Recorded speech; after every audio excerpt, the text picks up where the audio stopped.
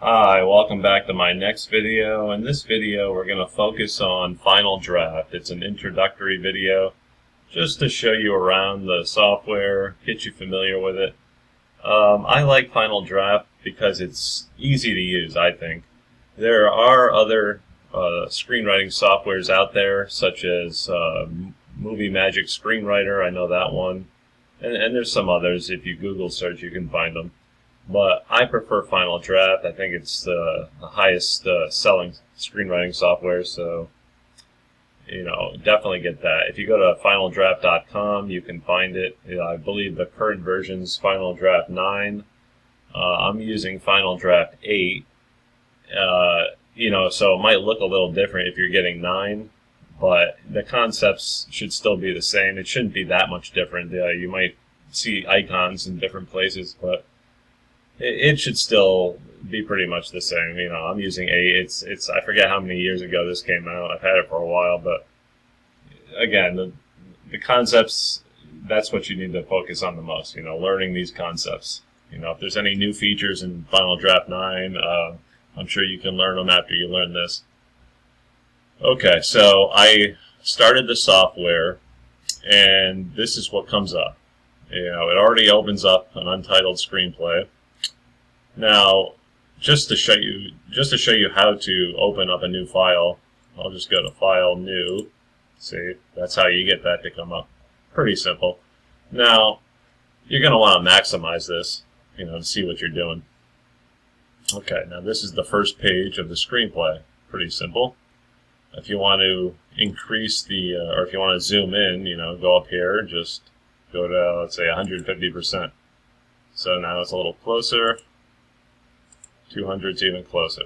See, so if you were typing something, scribble, scribble, scribble, you can see it more. Okay, we'll get to that soon. However, let's go back to 100 for a second.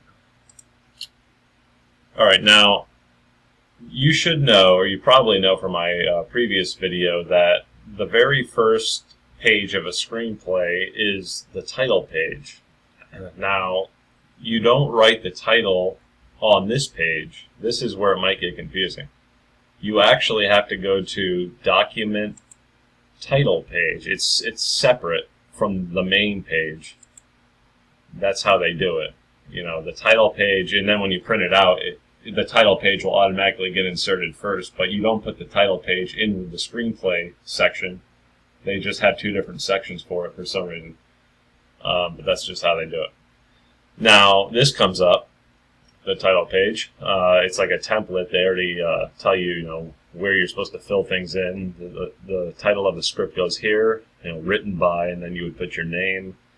And then if it's based on any true story or any person, you could put that here. And then you can put your address and phone number. The reason you would want to put your address and phone number is if you were sending your screenplay out to producers and agents and you want them to call you back. Let's say they read the script and they like it. Well, they're going to have to call you back or have some way to contact you if they want to, make a deal. So you'll definitely want to put this information in if you're going to send it out to those kind of people.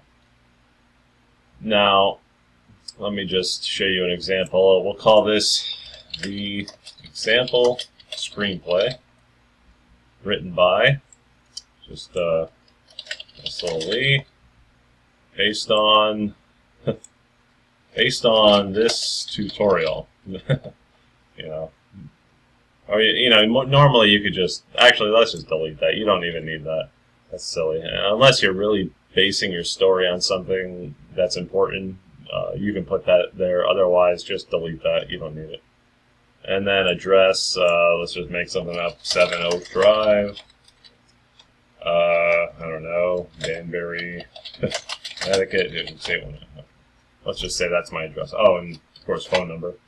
I'm not going to put my real number, so 555, yeah, let's just say that's my number. Okay. So now the agents have a way to contact me. Of course, I can put my email, oops, sorry.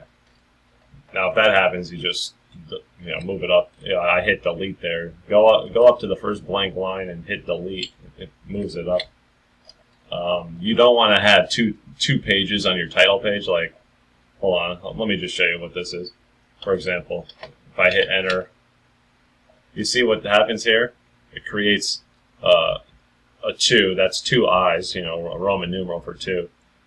You don't want this. This is ugly for a screenplay because this is only the title page. It's not even the actual script. This is the title page.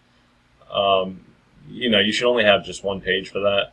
This is not what you want, unless it's like a special circumstance.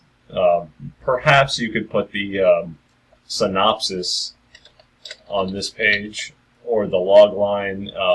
If you're submitting this to a screenwriting contest and they have specific instructions on, they want a synopsis and a log line and anything else, a cast list or something, then you could use this second title page to put that information in. Otherwise, you don't need it. So, and then, okay, I was just going to put my email, russ@thedude.com. It's not my real email, it's just something I thought of. Okay.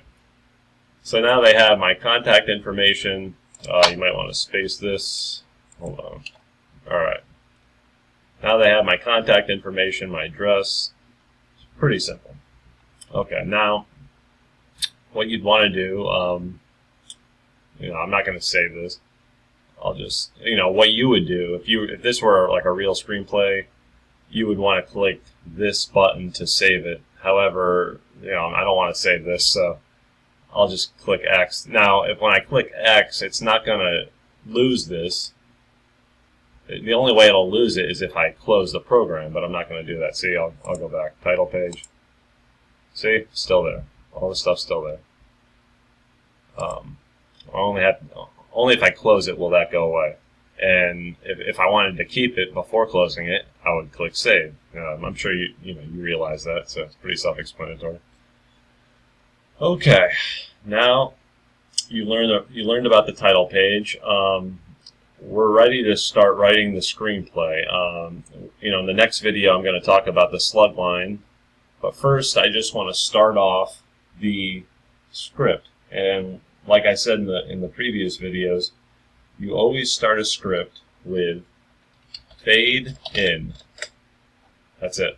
All I did was after I hit the colon, it automatically centered that for me, or it automatically brought it down like that. I didn't even have to hit enter to bring it down to the next line because the software already knows what fade in means. I type in fade in, and right after I type that colon, it automatically goes back down, and now it wants me to enter in the first slug line, and we will get into that in the next video, so stay tuned.